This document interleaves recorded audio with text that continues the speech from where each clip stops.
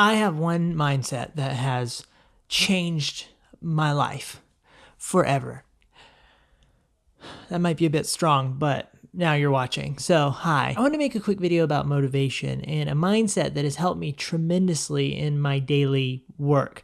And that is what I would call a push and pull mindset. I find that there are a lot of types of motivation that are fleeting for me. Sometimes they motivate me, sometimes they don't. There are a select few things that continually motivate me. Let me turn this up a little bit, just a smidgen. I have my window acting as a light source today too, so it's a little bit dynamic. So this push and pull mindset, the idea has come very organically to me, and it's not something that I've really spoken about much in the world, but the idea is that you pull yourself towards excellence and you push yourself away from mediocrity. The inspiration piece of this is that I'm inspired by when I see excellence, and I'm also, which is something that sounds natural, right? However, I'm also inspired by when I see what I would define as mediocrity. And the way that I would define mediocrity here is perhaps when I see someone living in a comfort zone and stagnation, not pushing themselves to be their best selves. Or it could be when I observe people responding very poorly to pressure, or they have a lot of anxiety about something, or they have limiting beliefs about something. Now, the way that they choose to go about their life is up to them. If they want to be less ambitious, I'm not necessarily putting some sort of moral judgment on that. I look at that and I make a comparison. A lot of this has to do with comparison, right? I make a comparison and go, I don't want to be that. I have other plans for myself. Now that's one side. The other side is excellence. And like I said, this is a much more natural source of inspiration for us. When I see people doing meaningful work, when I see people doing hard work, when I see people doing brave things, when I see people being incredibly ambitious, I am tremendously inspired by that. So some of this can happen in the real world, but a lot of this is about what I'm consuming online on a daily basis. I'm giving myself a constant drip of these things. Now, I will lean much more into the excellence side generally than the mediocrity side, because the mediocrity side can also just be sad, right? The excellence side is a lot more engaging and fun, and I don't want to say that one is necessarily more motivating than the other, because both can be very motivating, but it's a different kind of motivation that you get from either one. And like I said, one is more of a push. I want to push away from a lack of excellence. I want to pull myself towards excellence. And so this can manifest itself, if we're talking about content, in really interesting ways for me. If we're talking about, let's focus on the excellence side. I have these random obsessions that I will lean into for a little while and then lean back out. One for me right now is Mount Everest. People climbing Mount Everest, all the crazy stories of people climbing Mount Everest. I came across a really incredible story of this fellow who climbed to the top of Mount Everest and did the last bit of it alone, and then on the way back down went blind.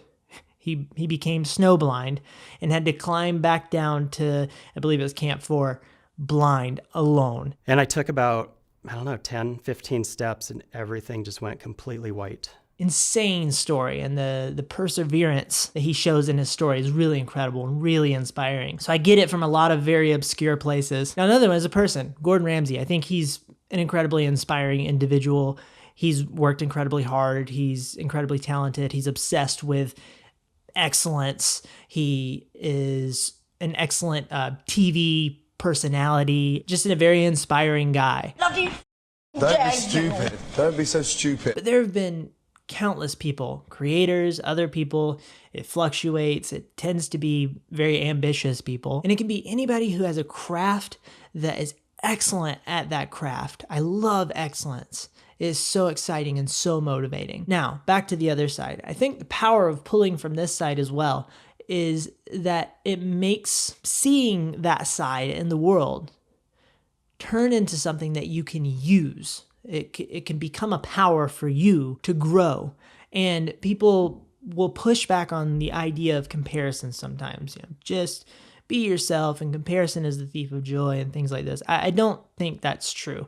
I think comparison can be the thief of joy in a certain context, but I think that comparison, it can be a very helpful tool, and it can help give you direction and determination and orient you in the way that you want to steer the tanker ship of your life. And I mean, if you think about it, we're always for our entire lives, we've been comparing ourselves to each other. I mean, that's how we learn anything, right? When you're a kid and you're learning how to speak, you're comparing yourself to how your mother is saying things to you, and you're going, oh, I want to try to do that, right? So comparison in itself is a very fundamental, natural part of who we are. The question is, how do you navigate that comparison? If you're navigating that comparison in a way that is naive and is unable to recognize when there are unrealistic or unhealthy comparisons happening, then yeah, you're going to run into problems.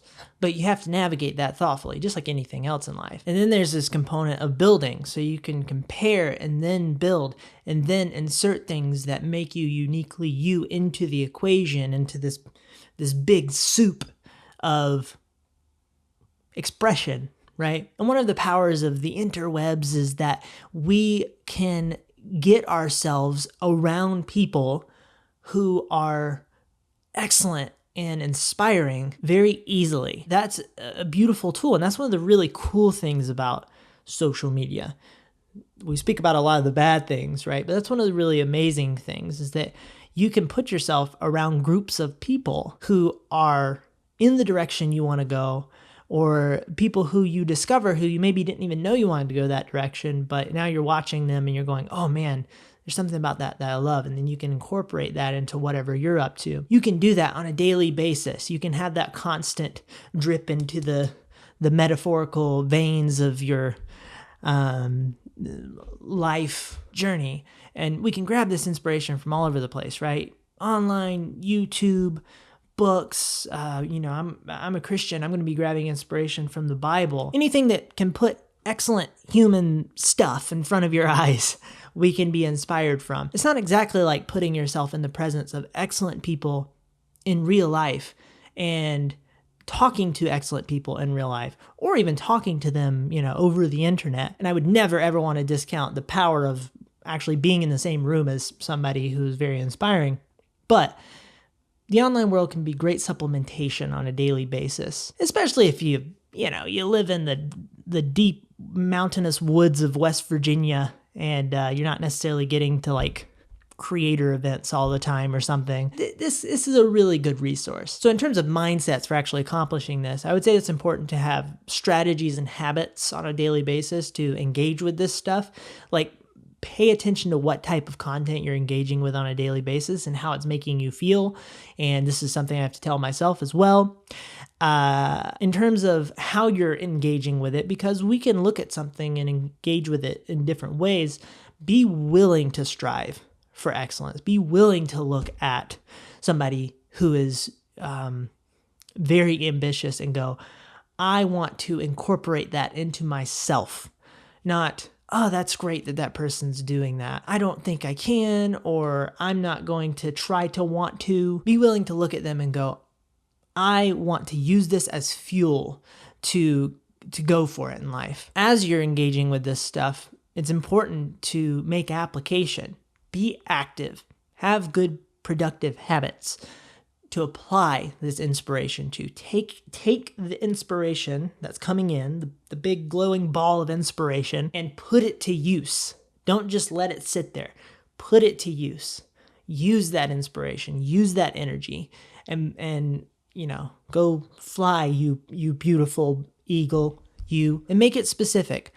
I will go through periods of tapping into more fitness-focused stuff because I want to prioritize that. The more I listen to that stuff, the more I get inspired to do that stuff. It just revs me up. And then, hopefully I put it into action. I go after it, right? If it's inspiration towards creativity, creative growth, expansion, then be engaging with that type of stuff. If it's towards productivity, time management, lean into that type of stuff. Be strategic about how you're engaging with stuff in the world. And focus on making daily progress. It's not going to feel glamorous when you're doing it all the time. It's going to feel like the trenches. And that's what it feels like. But focus on making daily progress every day, moving a little bit further. And that's it for this video. I hope you enjoyed it. I know it was a little bit different today. I hope you found it helpful. I'd love to hear your thoughts. Thank you so much for watching. Have a lovely day. Goodbye. Oh, and I got light tubes. I hope you like them.